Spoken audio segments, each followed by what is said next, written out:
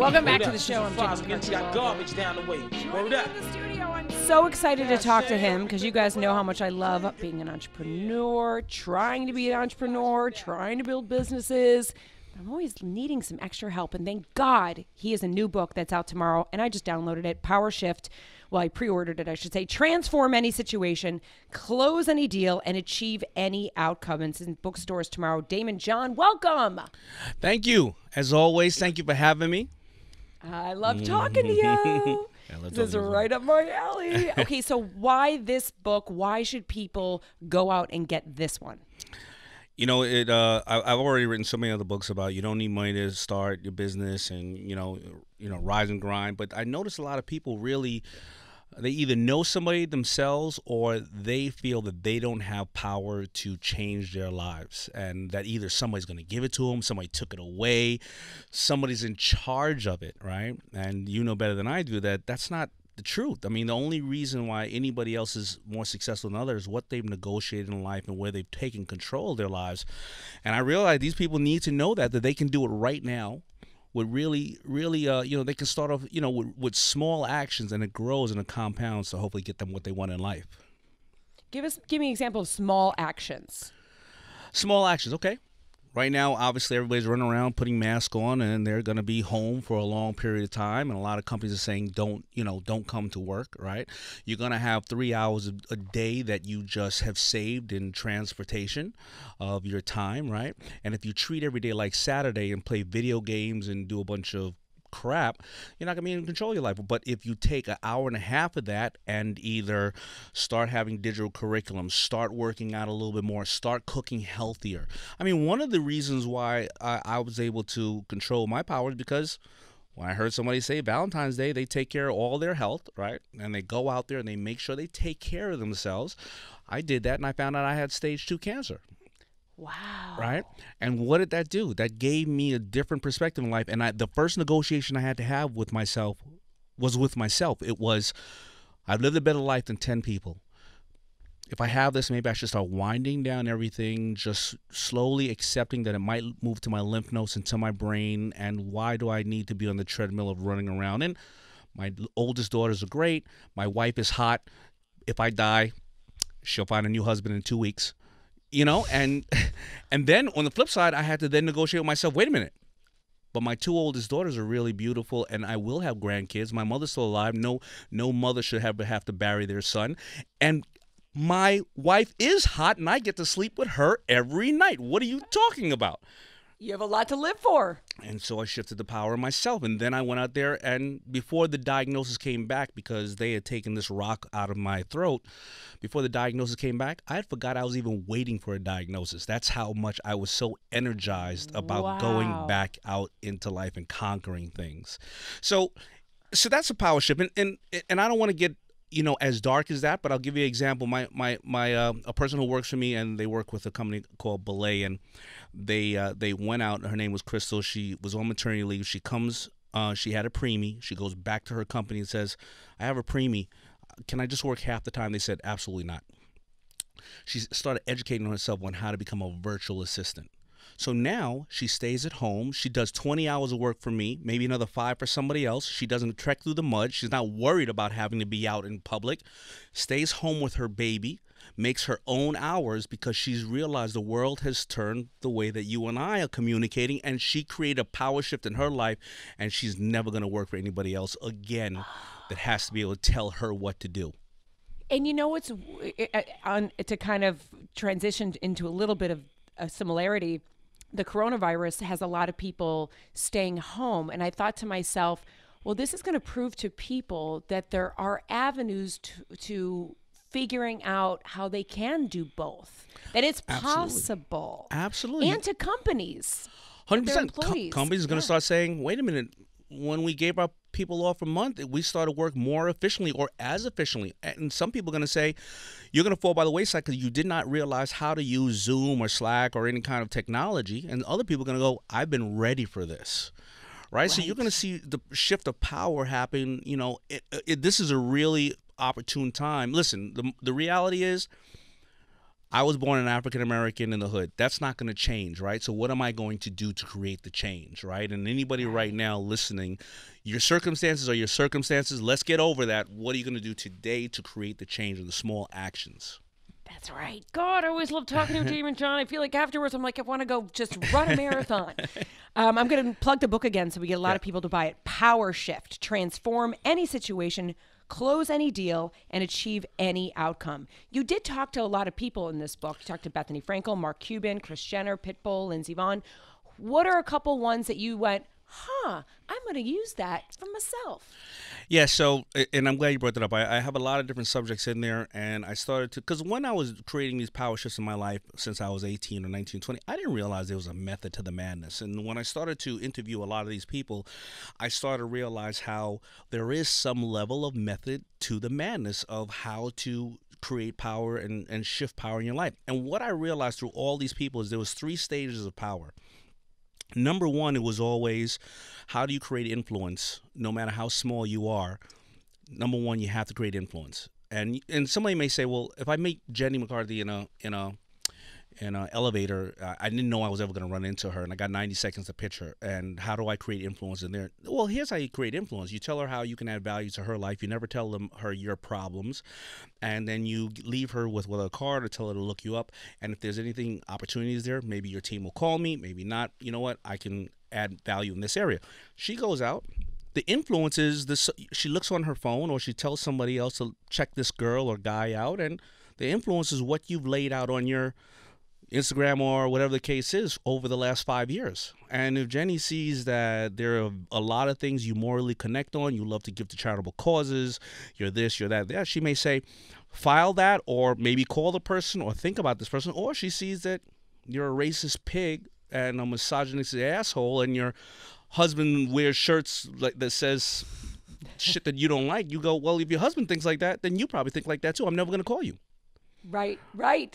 And I can tell you, in terms of that influence, how many people have handed me, of course, cards and ideas through the years, and the stuff that resonates, I have followed through. I have gone into business with people that I've not known before. It's because I'm like, yeah, you know what? I like this idea. And I know exactly what else happened to you. A lot of times you've just seen people the first time, it didn't happen, second, third, fourth, but after a couple of years, you go, this person's always been a stand-up person. I've checked around. I got something for you. And that's where we talk about the second phase, which is negotiation. People feel that negotiation is always this very Shark Tank transactional thing. That's not negotiation. Negotiation is usually like, how can I bring value to you? And sometimes, let's say Jenny goes, I can't really do that right now. They take it as a no, but other people will say, what's in your way? How can I make this easier? What should I go back and work on? And then maybe in the future we'll do something else together, because they need to understand that the target has their own issues. And I've been telling people, the worst thing you could do when negotiate is say, well, I need to do this because I need to get a better job because I need to make more money. Well, I tell people, do not tell people your problems. 20% don't care, and the other 80% are really happy that you have them. True. You know what I mean? Right. That is so true. I have that in my assistant Bible for when I hire a new assistant. It says, I don't want to hear about your problems all day long. I've already got enough of them. Of course. We want problem solvers. Thank you this much. Shut up. Exactly. But, I have a girlfriend, and I've got so many friends that will call and be like, I have this really good idea. I don't want you involved, of course. I'm like, okay, that's fine. They go, I just need help. I get to this point where I have an idea, so I'll get all the domains, and then I'll get an LLC, and then I write up a little business plan. But then where do I go? Like, how do I find money people? And this is the stay-at-home mom in the Midwest where I'm at. And they're missing that. Is it a business manager they find? Is it a venture capitalist they find? That's where a lot of people get stuck. Yeah, because they get stuck there. They believe that they need those people, but that business person and all those people, they have to put the product out first in some sense. And some of these products may be very complicated to make, and I get it. So how do they create a community where you're talking about these products and or this need in the market to see the value in it? Because a business manager can only manage things after you've received it. Now, yes, somebody can show you how to set up structure, and that's fine. You can get Daymond on demand and set up structure, right? But you really need to put the product out. So Bombas socks. And you know Bombas socks from Shark Tank. I'm not sure. Right. So number one invested product in Shark Tank history. Number one. and that's me who invested in it. So all the other sharks are losers. Just make sure you remember that. But well, I own them, so I'm a winner too. So the first way they did it is he realized he had, I don't know, 10, 20, or maybe 40,000 emails of people that he've emailed over the course of the last 10 years. And he sent out an email to everybody and said, I have an idea that I want to put out these socks. And every time I sell a pair of these socks, I really want to give a pair away to the homeless, because the biggest challenge is the care for their feet. All right, 30% of the people said, hey, you idiot, I've only met you once. Don't ever call me again, or don't email me, spam me like this.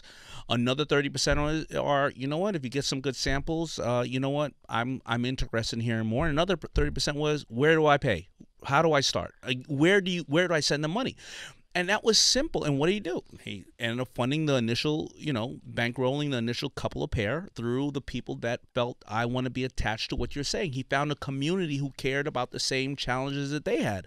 And that's what people, when they're thinking about it, that's the same thing with For Us By Us. I said, I'm making shirts for people who love rap, who, I don't care what color you are, but all the other designers are telling us that we don't like rappers and break dancers, but do you like it? Yes, I do.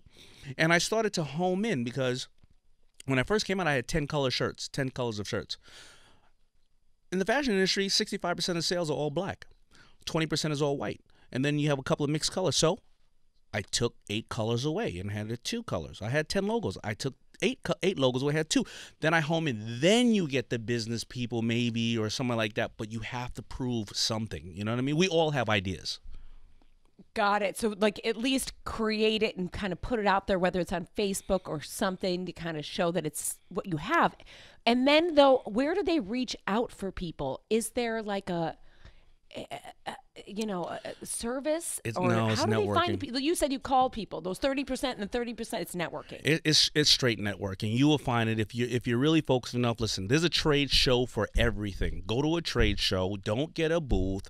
Walk around the trade show and talk to everybody you can. The people exhibiting, the people walking around. Hey, I'm trying to manufacture this makeup. I'm trying to do this and that. You will find makeup manufacturers. You will find other small entrepreneurs. You'll find a bunch of people. Just talk to as many people you can. There's a trade show for everything. That's a really good piece of advice. I'm going to plug the book again, Powershift, Transform Any Situation, Close Any Deal, and Achieve Any Outcome. You talked about influence, negotiating, nurturing relationships. And that's How the do third you part. nurture that? So the third part of nurturing a relationship, it's whether I had given you a card, or I've seen you in passing here and there, or we did a transaction, and then how do you do 10 more transactions after that, and you nurture that relationship. And it's even the same with your customer. There's only 3 ways to deal with a customer. There is acquire a new one, upsell a current one, or make one buy more frequently. Acquiring a new one is 25% harder than upselling a current one or making them buy more frequently. And a lot of times people are so busy trying to look for the new. They're not saying to you, hey, Jenny, since you have been supporting us so many years, there's we're gifting you these amount of things. People love to know that you're valuing the relationship. That happens whether you're dealing as a consumer or you're nurturing relationships at your office, and when you leave that company and you see people 5 years later, 10 years later, you had nurtured the relationship and find out what was going on with them, and other opportunities arise. That's a really good way of explaining it, because in my head I'm like, nurturing relationships because I would do it as stalking. Stalking's not the right way, but I will say that when I use a certain website to buy all my clothes from. Yeah. At the end of the year, they tell me how I'm a valued customer, and then they'll send me these, a pretty blanket or some socks, and I'm like, I'm a valued customer. It's like the littlest little thing, It's the but it smallest makes thing. me feel valued. Listen, I'll give you an example. Somebody I know had, listen, we're all busy, all right? We're getting 1,000 emails a day and all this stuff, but he sent me a video, and it took 10 seconds. He said, hey, man, I haven't talked to you in a long time. Miss you. Hope you and the family are well. I love you. And he just sent that video to me. I'll remember him forever for that. You can do that by 20 people at the end of this week, of people you just haven't talked to in a long period of time. And it will mean so much, but it'll take such a little time. And nurture these relationships. Well said. Daymond John, I always love having you on. I hope Thank you you. continue to come over and keep giving us amazing pieces of information to help us transform our lives. Powershift. Get the book, you guys. Transform any situation, close any deal, and achieve any outcome. It's available tomorrow. You can also go on his website, daymondjohn.com. Daymond.com. Love you, man. Thank you so much. Thank you for the great relationship we've been nurturing. I appreciate you. Thank you I always for your love it support. too. Love you. Thank you. Love you too. We'll be right back, guys.